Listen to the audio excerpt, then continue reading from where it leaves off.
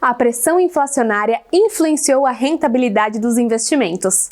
Quando você ouve essa afirmação, o que isso significa? Afinal, como a inflação pode mudar a política monetária?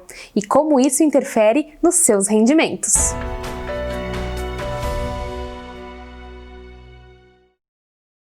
Olá, eu sou a Daniela e estou aqui para apresentar o seu boletim de investimentos Visão Prévi do mês de outubro. Nesse mês, o tema é inflação. Sabe quando você escuta que a pressão inflacionária influenciou na sua rentabilidade? Afinal, o que isso significa? E mais ainda, como é que a inflação pode mudar a política monetária? E como isso interfere nos seus rendimentos? E para nos ajudar com esse tema, contamos com a participação da Marcela Prada, economista-chefe do Grupo Telefônica. Olá, Marcela, seja bem-vinda. Então, por favor, esclareça para nós esse tema que é sempre recheado de dúvidas. Essas pressões são explicadas em boa medida pela recuperação dos preços das commodities e a depreciação cambial esse ano.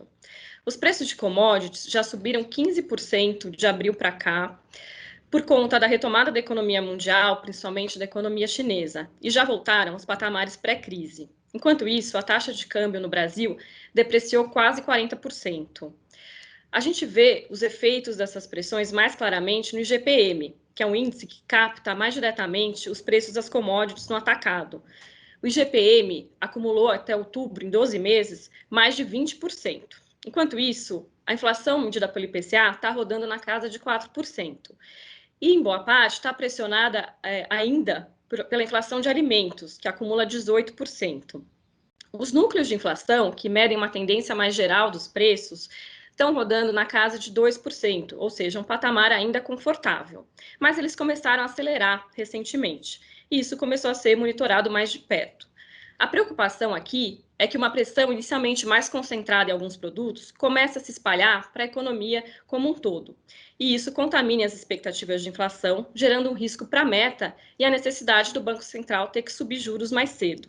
Mas, por enquanto, as expectativas seguem bem ancoradas nas metas, indicando que a avaliação que se tem agora é que essas pressões sejam temporárias. De fato, o que a gente espera é que, no caso dos preços agrícolas, a normalização da oferta de alguns produtos gere uma redução da inflação de alimentos nos próximos meses.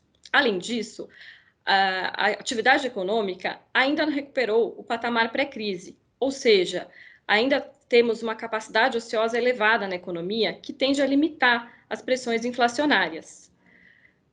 Por fim, um outro fator importante é o comportamento da taxa de câmbio. E isso está bastante relacionado com o cenário fiscal. O que vimos esse ano foi um aumento dos gastos para conter os efeitos da pandemia.